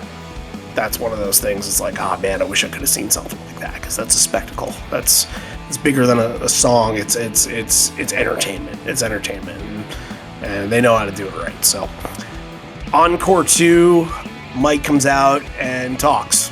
Mike gets the mic because I'm sure Ed was very tired after all that. So he's kind of doing some promotion for KEXP, which they were raising money to move to a different area. Ed now speaking, here's to the old team, hopefully the future team. Nope, you got a Kraken instead. Congratulations. But a new arena, and along with that, hopefully some shows, and maybe they settle in at some point in 2022. Who knows? We don't know if this song is about the team or the band that came out of Seattle called the Sonics. But here's to the Supersonics, which they play Supersonic. In Oklahoma City this year, they played Supersonic. And Ed went on a fucking tirade, ripped into the owners, and he, I think he said a couple times, no, it's not your fault. It's not your guys' fault. I love your basketball team. It's not your fault. But those fucking owners, and went through the whole thing. That was going on, but I think the Sonics had moved well before that, because Durant was drafted, I want to say, in 2007. So they had moved in probably 2008. So they had played at Key Arena and probably played Supersonic at Key Arena before that point. I know we just did a show in 2009. I don't think they did Supersonic at that show, but I think they did it the next night. I don't know if they addressed that whole situation, but yeah, it was 2000. It was 2008 that they Oklahoma City. Yeah, my sports knowledge comes into play. Great. Okay, here it is. I kind of teed up that I was going to mention this before, but you're going back to the last record to start the second encore instead of going to some of your staple songs like A Go, A Why Go, Animal, Hell. Well, I know you love Got Some in an encore. Well, that's what I'm saying. That's sort of where all this is coming from, because every time that I went to a show in 2013, where they're picking up momentum. The show is getting really good. They're like, oh, Gotsum comes in the encore. You're like, what the fuck? This doesn't fit. And okay, so the Backspacer stuff is packaged together, and Supersonic does sound good. However, they could have done something that was better. That's something Supersonic. I get because it's the tie-in and the thing. Like they're gonna right, but they could have done that earlier in the set. Yeah, they could have done that earlier in the night. Encore 2 needs to be special, man. I'm not gonna argue with you. I don't mind it as much as you do, but like, yeah, after that fucking Dynamite Encore 1, right? Like, come out with a Go or come out with do an Animal, do something fucking crazy. Like, you're gonna come out and be safe and do 2 Backspacer songs. It did suck the life out of it a little bit for me. What about Why Go? Like, the whole point of this show is you're at home and you're ending the tour. Why go home? Like, doesn't that make sense? Like, that would have been a perfect opener to this encore. And shit, even if we didn't even get a song after Why Go, if it just went Why Go in a rearview mirror, I would have been happy. Would have been fine with that.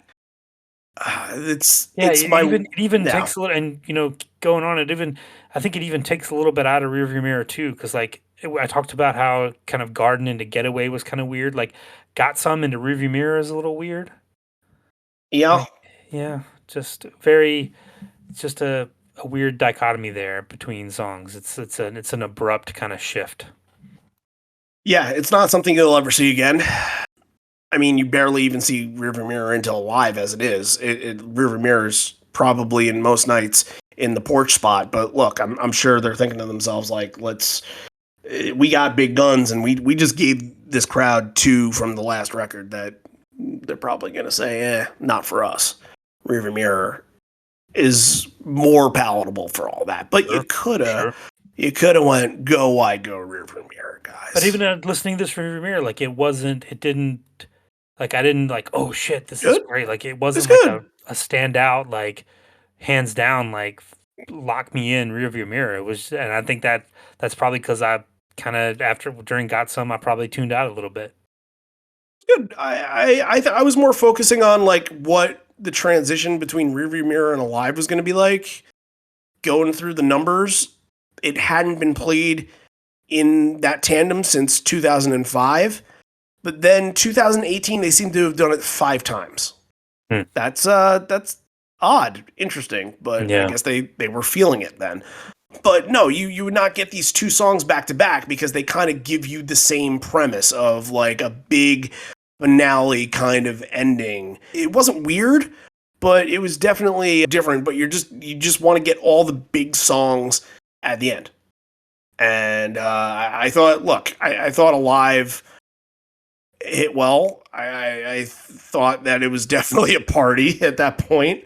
There's shit getting thrown around. There's like little war pigs at the end too. We talked about war pigs earlier. Little war pigs. There was a soccer ball thrown on stage. Ed had a shirt that was thrown at him, and if you saw his face, the shirt was around the mic stand, and then like he seemed to be okay with it for a second, and then all of a sudden his eyes shift and he chucks the shirt away. He's like, "Fuck this!" I don't know why, but he just all of a sudden just fucking didn't want that thing. But look. It's a big party. Mike is rocking out and going through the whole entire crowd. It was a cool moment. This is your realization here. Your happy, sad realization. This is for the band, a little bit of both. For the crowd, a little bit of both. For all the followers, all the travelers, a little bit of both. This is that your incredible night, your incredible tour is winding down to its final beat. It has that feel of let's leave it all on the stage, and that's the way they do things. That's the way they sound the best. The party atmosphere is just, for this show, I think you're looking for stuff like that. So, but here we go. We're like on the last leg of this here.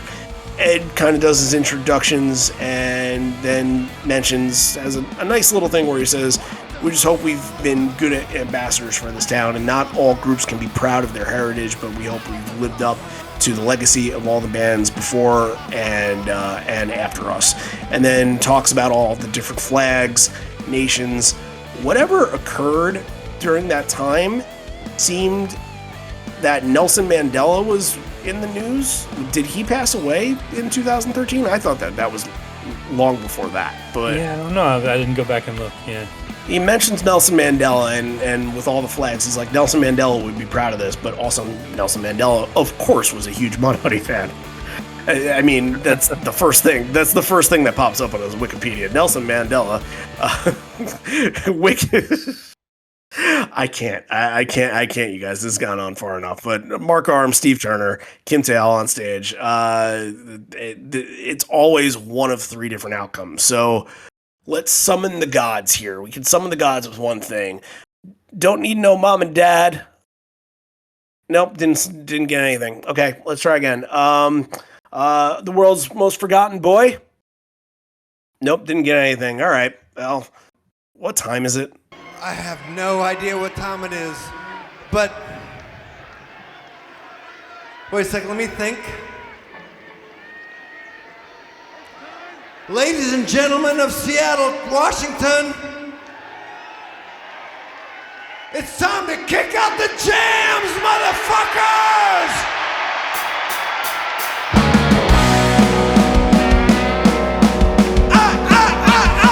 I gotta kick them out!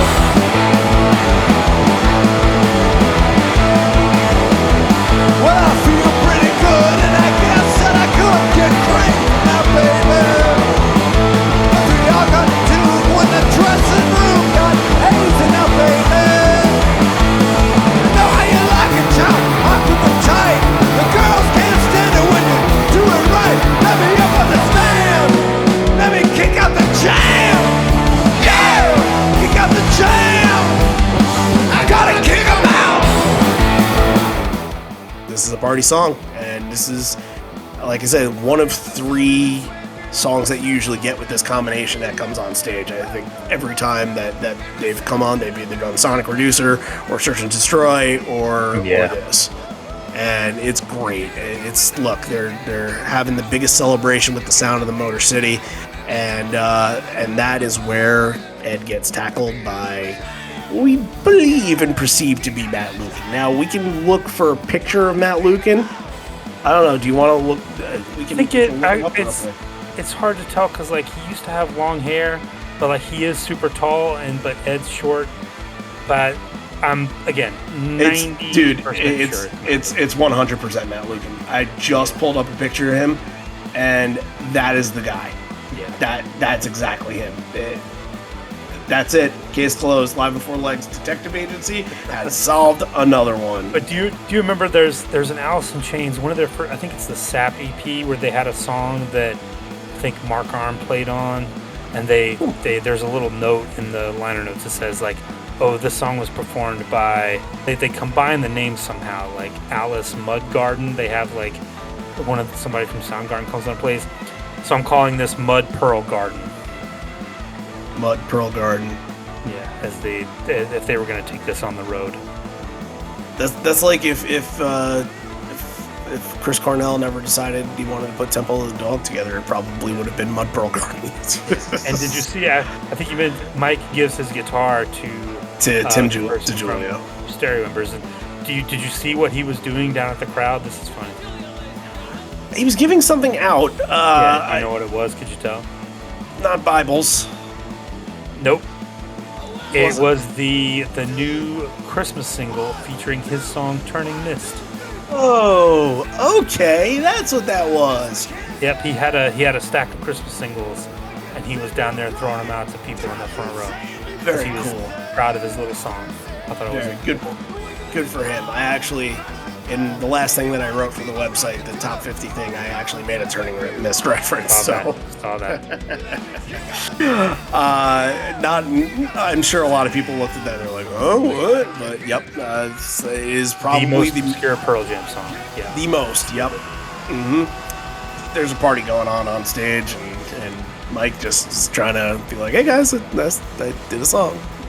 So, but look, he's about to do a song right now. He's about to do two, maybe even you want to consider three of it. But Mark Arm asking, anybody know how to play Eruption? And Ed claims that he's the only person that he knows that knows how to sing it. So we get an Eruption solo, which, again, another 2013 heavy thing. They weren't really doing it a lot before 2013. And another thing that out of the 6 shows they did in 2013, I was at 3 of them. That happened with Crown of Thorns, Chloe Dancer. It happened with, and you know what? It probably happened with Got Some in the Encore too. Just saying. Weird stats, but all the guests leave the stage. The band gets their final moment to shine in 2013. Ed gets up on the barricade for one last moment with the crowd, and then everybody kind of leaves Mike for himself to get a little bluesy jam in before going into Little Wing. Ed closes it out. Nice little speech about being brothers and getting an opportunity to do this and having an opportunity to be alive. And whenever there's a bow with the whole entire band and they make a thing of it, you know that they've accomplished something good. You know it's been a big show.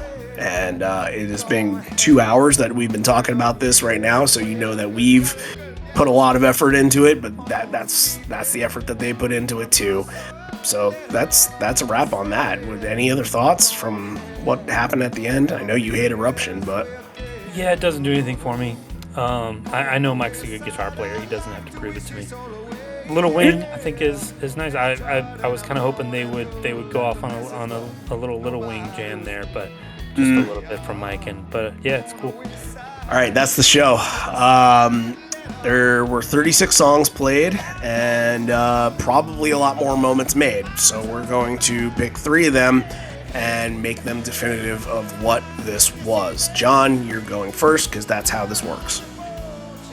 Yeah, all of mine are from Encore 1. After Hours, Let Me Sleep, and The Story with the 7-year-old girl, and then the Chloe Breath and State of Love and Trust.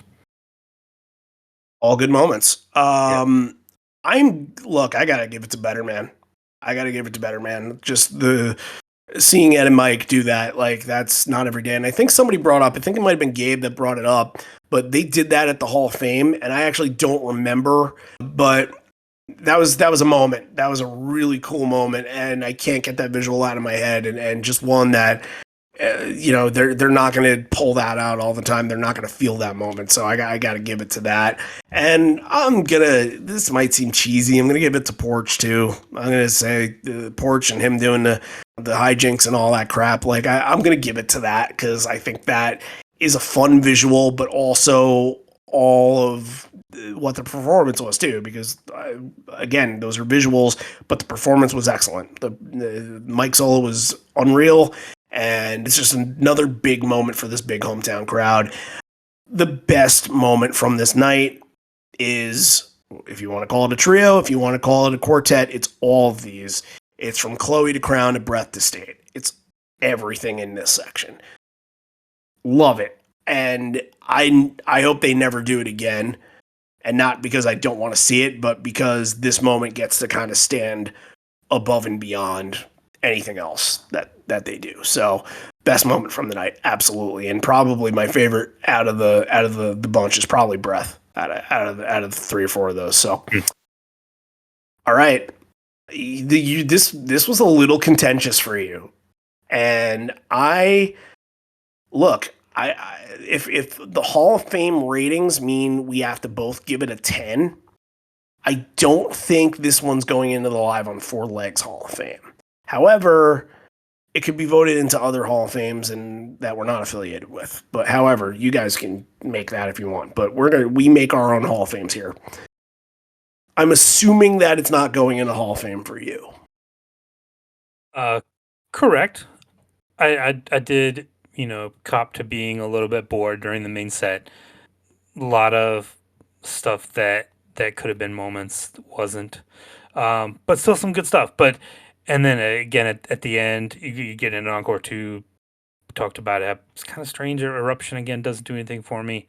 So if you take out Encore 1, this is like a 6 for me, 6.5. But this Encore 1 is just amazing. Song after song. That bumps it up to an 8 for me. That's a fair assessment. I'm sticking with what I had thought before coming into the show, and I think a lot of your points, I agree with a lot of them, and I don't think I would give this a 10 because there were some things set list wise, like Supersonic and Gotsum in the encore. I get Supersonic being there; that's a purpose for that, but you know how Gotsum stings me a little bit. I don't disagree with you that some of the stuff in the early part of the set, but I think that that's also building. That's building to what you get in Encore 1. And I sort of think, it's kind of like when you watch movies, the first 25 minutes of the movie doesn't matter. What matters is where the plot thickens and gets exciting.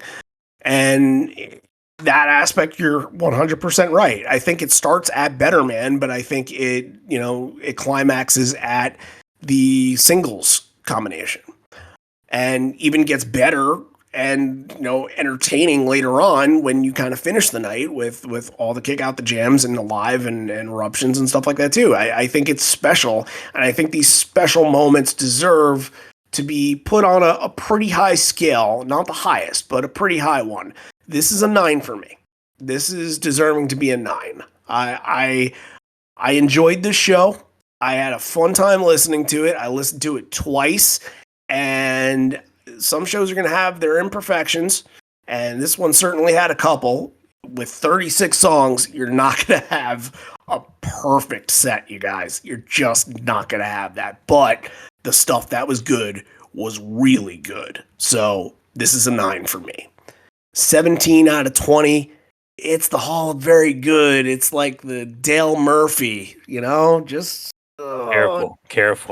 I can poke at the Braves right now. The Braves are having some success right now. So I don't know by the time this episode comes out if careful again. Change. Careful. It is Atlanta still. I mean, maybe let a guy pitch more than 5 innings and if it doesn't let up a hit. Just saying.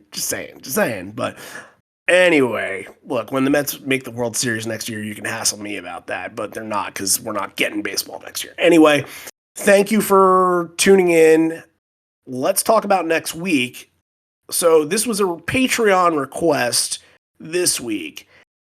Next week is a Randy request.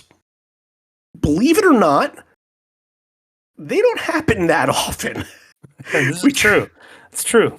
Yeah, like we try to mix in a lot of the Patreon stuff, and we try to do like series so we can really focus and put attention on important facets throughout their history. And we, obviously this being the 30 years of Seattle, we thought that would be a big theme for the year, and there might be a theme for 2022. We'll think about it at some point. There will be something. However, every now and again, I want to put my foot down and say, I got to do this show because this is a really good fucking show, and it's of an era that I feel like we haven't done. Have we done this? Have we done this year? I mean, all year. Red Rocks. Red Rocks, yeah. Piss Bottle Men and Red Rocks. So yeah, we did. We really did the year, but man, those feel like ages ago compared to what we've done now. Like sometimes you forget that stuff. Salt Lake City, Night 2, 1995.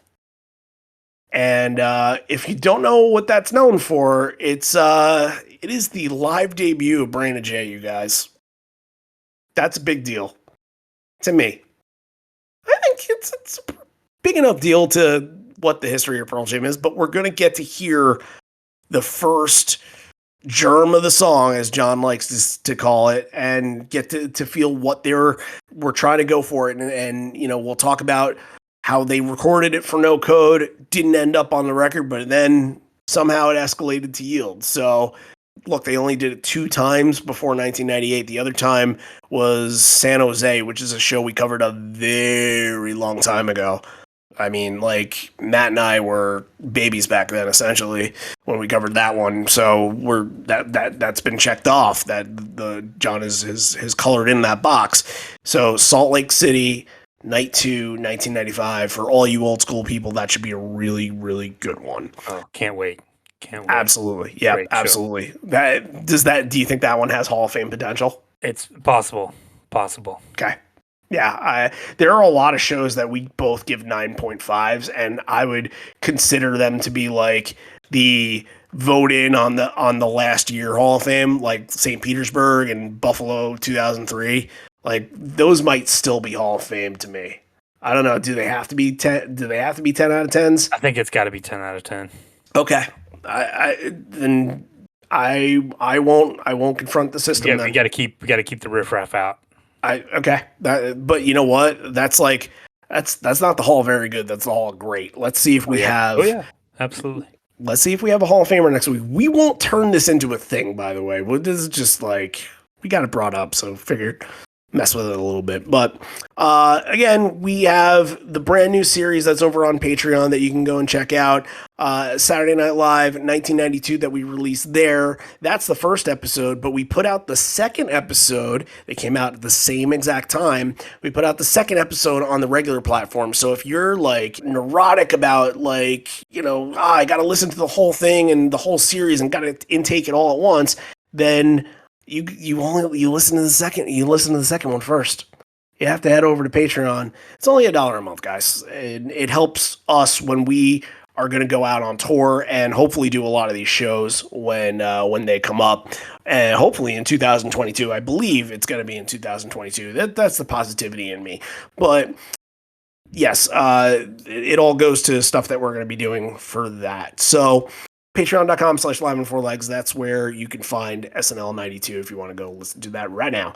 Unless if you haven't listened to Jeremy yet, then hey, go wherever you found this episode, go and listen to that. It's probably right next to it. So, all right, we talked a lot. 36 songs is going to get a big train of a show, and we fulfilled that. So I want to thank everybody for tuning in for that long and being a part of this.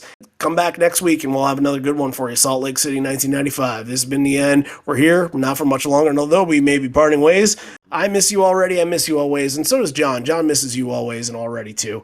I don't want to leave John out of that because it's always I, and it's really a we, so it's both of us. But John I miss about half of you. He's right, John has his little quote that he likes to say at the end. After I say, farewell, John gets to say something like, "All the sunshine of your smile has been turning in the mist."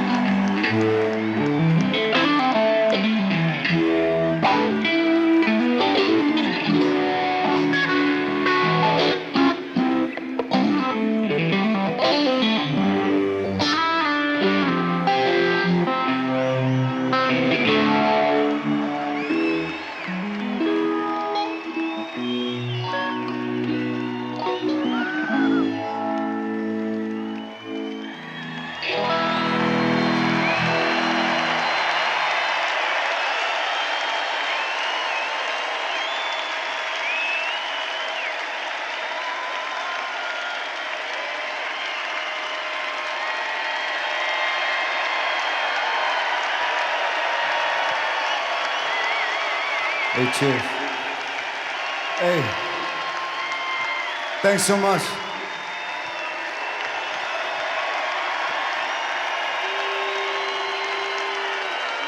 Thanks so much.